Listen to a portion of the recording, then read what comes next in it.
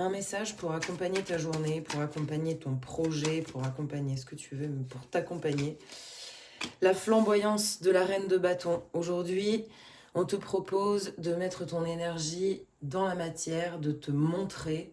Peut-être ici une énergie de réseaux sociaux, de création de contenu, il y a quelque chose comme ça en tout cas qui ressort, de s'exposer, de ne pas avoir peur de se montrer. Certains ont peut-être... ouais, voilà, il y a vraiment cette énergie de la star, l'énergie où on n'a pas peur de se montrer parce qu'on a quelque chose à vendre, à dire, qu'on n'a pas osé dire jusqu'à présent parce qu'on avait peur des critiques.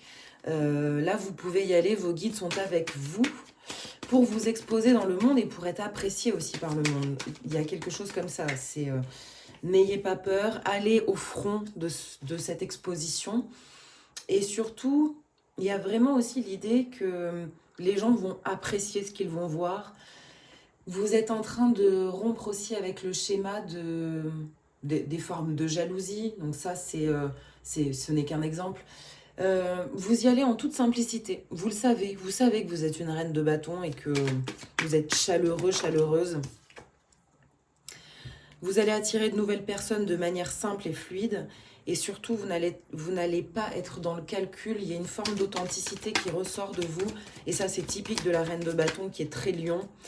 Et ça va être une opportunité, ça va être l'exercice juste pour déclencher l'abondance, pour déclencher le don contre don, pour être dans la matière. En fait, le fait de vous exposer et d'avoir confiance en votre image, en votre rayonnement, en la chaleur, comme le lion qu'il déploie, ça va tout de suite vous permettre d'être sur la ligne de l'abondance et certainement attirer de nouveaux clients, de nouveaux partenaires.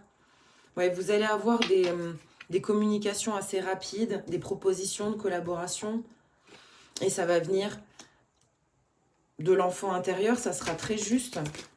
Mais surtout, n'hésitez pas à vous montrer et à sortir de cette frustration d'être que vous avec vous-même.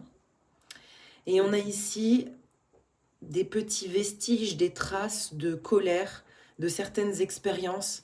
Et on vous invite à sortir de tout ça, à rompre avec le schéma qui n'était pas très agréable. Vous allez attirer l'abondance à vous, les amis, et vous allez attirer aussi un nouveau partenariat, une âme sœur, une dynamique de collaboration avec une âme que vous allez reconnaître. Et ça va se passer de manière assez rapide. Ça vient à vous assez rapidement. Donc, soyez attentifs à vos communications.